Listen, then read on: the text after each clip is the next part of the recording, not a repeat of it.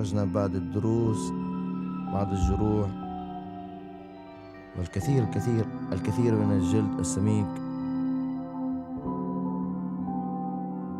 وهيك شغلات. فشكرا لاستماعكم. بيسو توك تقدم بودكاست عشان محدش مهتم. هاي يا جماعة، ودي آخر مرة تسمعوا هاي يا جماعة، عشان دي الحلقة 10 والأخيرة من بودكاست عشان محدش مهتم. مش مصدقة ان انا بقول دي حلقة 10. اعتقد ان انا في الحلقة 5 و6 قلت ان انا همسح الشانل دي خالص ومش هيبقى ليها وجود، بس زي الكلب عادي جدا بسجل الحلقة 10 دلوقتي ولا كأن في حاجة حصلت. طبعا حد يقول لي وانت ايه هتاخدينها في دوكا؟ مش انت قلتي الحلقة دي هتكون مختلفة؟ يا جماعة انا مش برجع في كلامي، دي هتبقى مختلفة عشان الحلقة دي انا مش بسجلها لوحدي، انا بسجلها مع بعض الضيوف. طبعا هيجي حد كده يقول لي اصل هو احنا كنا طايقينك عشان نطيق الضيوف ولا كأننا سمعنا حاجة؟ عادي جدا نكمل الحلقة ولا كأن في حد اقل مننا تماما. المهم ان الحلقه دي هتكون بتتكلم عن التقدير، وقبل بس ما اتكلم عن الضيوف او نتكلم بالظبط الضيوف هيتكلموا عن ايه او بشكل عام نعرفهم، انا محتاجه ان انا اقول ان انا بجد بابريشيت اي حد بعت لي اي جمله لطيفه او بعت لي اي كومنت او لايك، اسبيشلي لو انا حد عارفاه، يعني حتى لو ما كناش على معرفه قويه ببعض. طبعا كده كده كون شخص ما يعرفنيش قرر ان هو يسمع البودكاست ده ايا كان مده الحلقات، يعني فده لوحده تقدير منه ليا، فاكيد الحلقه دي اهداء مني لاي حد يعني سمع اي حلقه من اللي فاتوا دول، ده لوحده معجزه، فانا بشكرهم جدا يا جماعه عن اي حد سمع اي حلقه من اللي فاتوا او الحلقه دي. وحابه اقول ان انا بجد كل الناس اللي قالت لي كلام حلو يعرفوني ما يعرفيش، انا فاكراهم مش ناسياكم عشان انتوا قليلين مش اكتر، مش عشان انتوا كتار يعني ولا عشان كلامكم مميز خالص، انتوا قليلين تعدوا على الصوابع. يا جماعه اي حد قال لي كومنت انا مش ناسياه، ويعني مستنيه بس الفرصه تسمح وانتقم. يعني في حد كده مش هنقول اسمه عشان ما اروحش في داهيه، ميم الف، بيوصل لي دايما نقده عليا، فرسالتي ليه ان هو يسكت خالص او يسمع الحلقه وهو ساكت يا ما يسمعش، لكن بقى يقول نقد ومش نقد لا، يعني احنا مش في مهرجان السينما هنا يروح يقولوا رايه هناك، مش هنا خالص. انا شخص مش بقبل النقد ولا البناء او الغير البناء، انا هنا يتقال لي كلام حلو بس او ما يتقاليش، لكن ما اسمعش كلمه وحشه حد. المهم مش همغيش عليكم كتير، هنقدم لكم ضيوف دلوقتي، كل ضيف هيكون لوحده عشان انا بصراحه معيش بادجت يعني اجيبهم هما الاثنين في الاستوديو واسجل معاهم، فجبت كل واحد معاهم سجلت معاه كده اتضايق كده يعني، واتمنى ما اكونش طولت عليكم، واتمنى تكونوا استمتعتوا في اي حلقه من اللي فاتوا. مش عارفه ليه بقول الاوترو دلوقتي، بس يعني المهم ندخل في الموضوع على طول. فخلينا بقى نقدم اول ضيفه معانا. محتاجه بس اقول لكم ان انا مش هذكر اي اسم ضيف موجود معانا، مش عشان هما معروفين جدا او العكس، انما عشان انا متاكده ان هما هيغلطوا او هيقعوا بالكلام وهيودوني في داهيه، ويعني سبيشال الضيفه اللي جايه دي انا عارفه ان هي جايه هتقول كلام يعني فيه تشهير وسب وقذف، فانا مش حابه بصراحه ان انا اتسجن على اخر حلقه. فيعني الموضوع ايه، خلينا في اللطيف كده هنقول حروف، واتمنى منها ان هي يعني تشغل دماغها وما تقولش اسمي عشان بس ما نهيش مستقبلها من قبل ما يبدا. معانا جيم الف، هي صديقة البرنامج من زمان، وعلى فكرة محتاجة اوضح لكم ان هي صاحبة فكرة الحلقة النهاردة الابريشيشن. هي كانت طول الوقت بتزن عليا، معرفش يعني من ايه بالظبط، بس هي كانت بتزن عليا ان احنا نعمل حلقة عن الابريشيشن، فقررت ان الحلقة الأخيرة هتكون عن الابريشيشن، وقررت ان اجي اسالها عشان عارفه ان هي صيوحه، فده احسن مكان ممكن تصيح فيه، لان انا بصيح 9 حلقات اللي فاتوا فما جاتش على صاحبتي يعني او صديقه البرنامج، اسمعوا الصيحه ولو مره واحده يعني، وان شاء الله ما تكونش الاخيره. خلينا بس اول حاجه نسالك كده كده، مش محتاجه تعرفي نفسك، انت مش معروفه ومش مهتمين نعرفك بصراحه، بس انت عندك مشكله في الابريشيشن او عندك فكره الابريشيشن في القطاع العمل او بيئه العمل بشكل عام، فكده نتكلم كده. يعني ممكن واحد يقول لك كده بوجهه النظر اللي هو ايه المحن ده، ابريشيشن ايه اللي في الشغل، هو الشغل يعرف الابريشيشن؟ فانت ايه ردك على الكلام ده بقى؟ لا، هو الابريشيشن مش محن، هو ابريشيشن مش لازم نقعد نحب في بعض، يعني هو مجرد شكرا انك موجود، شكرا ان انت عملت كذا. في فترة ضغط كبيرة احنا كلنا بنكون محتاجين حتى شكرا. يعني ماشي، انا عارفة ان في شغل محترم بيحط بونص والكلام ده، بس طب خلينا للي مش محترم في الاول، قولي شكرا، يعني منشن كده ان انا عملت 1 2 3، قولي شكرا انك شلتي فلان، قولي يعني احنا هنتكلم بقى في الحاجات الفالنتيرنج اللي ما فيهاش فلوس، فاوكي قولي شكرا بقى. يعني انت مش هتديني فلوس ومش هتقولي شكرا، طب واحنا قاعدين ليه؟ يبيجح يا ابن البجحه. حرفيا، فاحنا قاعدين ليه؟ فالموضوع مهم قوي انك تقولي شكرا. وعلى فكرة الشكرا مش ان هي كل ما اعمل حاجة تقولي شكرا، ما احنا مش فاضيين بقى يعني، بس فترة ضغط كبيرة كان فيها مشاكل كتير، استحملتك كتير وشنت الضغط وعملت، قولي شكرا. والابريشيشن مش بس شكرا ومش بس مادي، appreciation انك برضو تحسسني بالقيمة بتاعتي، يعني انا بشتغل بظبط الدنيا، عندي شخصيه قياديه، محتاجه اخد منصب. مش معنى ان انا ما عملتش شو وما اصرتش على موقفي والكلام ده كله انك تحسسني ان انا زي الباقيين، زي اللي ما جاش، زي اللي ما اشتغلش. طب انا عندي سؤال برضو من وجهة، اقول يعني السؤال وبعد كده اقولك وجهة النظر اللي عكسك بتقولي ايه. يعني هل الابريشيشن اللي ممكن تاخديه في الشغل هيأثر على انتاجيتك ولا لا؟ بس خليني كده قبل ما اعرف رايك انا هقولك وجهة النظر على طول قبل ما تقولي رايك هقولك وجهة النظر العكس. نفس الجونتك في الاول، هو ايه المحن ده؟ هو ايه اللي جاب ده لده؟ هو انت المفروض تطلعي شغلك اذا كان قالك شكرا او لا، طب انت تاخدي مقابله ماديا. خلينا نقول انك تاخدي مقابل ماديا بعيدا بقى عن السيزون اكتيفيتي او انك موجوده في اي مكان مش شغاله على فكره تتطوع يعني، لا هو شغال، انت شغاله وبتقبضي فلوس، فانت تاخدي فلوس مالكيش عين او ما ينفعش تفتحي بقك وتقللي انتاجيتك. فانت ايه بقى علاقه الابريشن بالموضوع؟ انا بكلمك وجهه نظر معاكسه، انا كده مش بتبناها يعني، بس انا بكلمك ان هو تعالي كده انا بقول لك اهو ايه فهميني ازاي بقى بيأثر.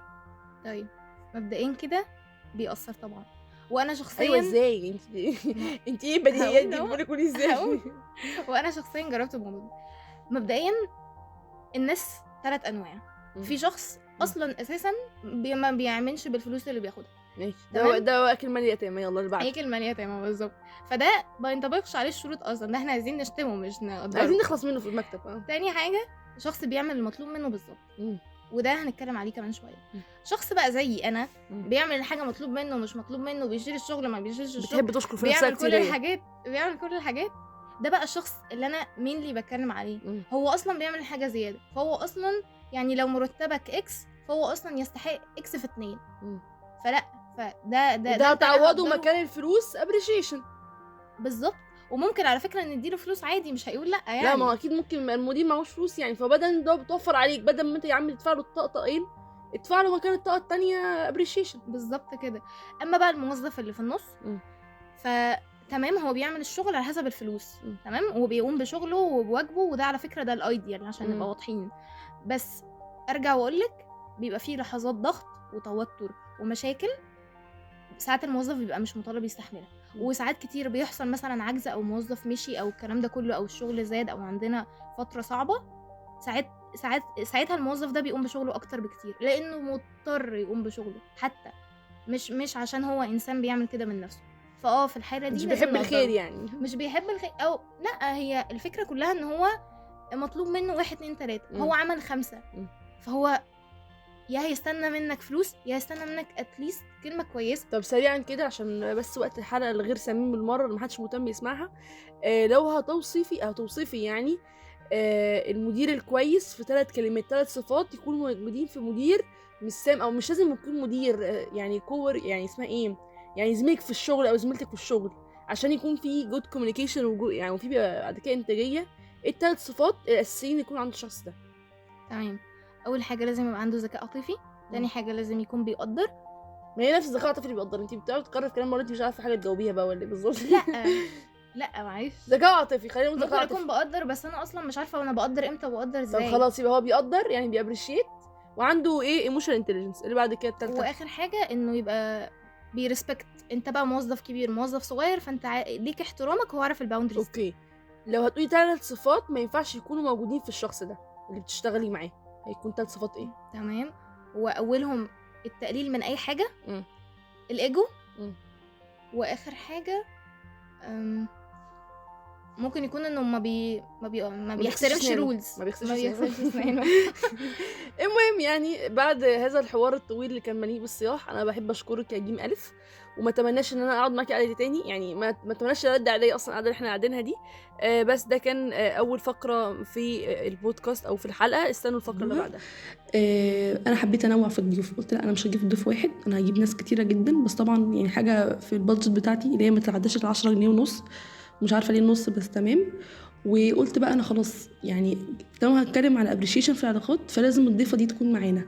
كده مش هحتاج اقول لكم ان انا مش هقول اسمها، مش عشان هي شخص مشهور او عشان اي حاجه، انما بس عشان عارفه ان هي هتلخبط في الكلام وهتوديني في داهيه، فعشان انا مش عايزه البودكاست ده ينتهي يبقى قضيه تشهير واتسجن يعني، فمش هقول اسمها. هي الف ميم، تمام. سنجل، عشان بس نوضح، عشان حد عايز يكلمها ممكن يسيب رقم تليفونها في الاخر في الديسكريبشن لو عايزين تكلموها يعني. المهم ان انا مش برضو مش جايباها عشان هي بتفهم في العلاقات ولا عشان هي خبره مثلا عندها اكسبيرينس في الموضوع تماما، لا يا جماعه، انما عشان هي زنانه جدا. يعني من اول حلقه حرفيا كانت بتحايل عليا، كانت بتبوس ايديا يعني كل يوم عشان تطلع معايا. مش عارفه يعني حاسه ان انا مع منى الشاذلي، يعني اللي هو الموضوع احقر من كده بكتير، ما بيتعداش ال 100 فيو يعني. فما اعرفش عايز تطلع معايا على ايه، بس هطلعها معايا رفقه بيها، وعشان بصراحه معيش فلوس اجيب ضيف مهم عليه القيمه. فهي هتبقى معانا في الجزء ده وفي الفقره دي عن الابريشيشن في العلاقات.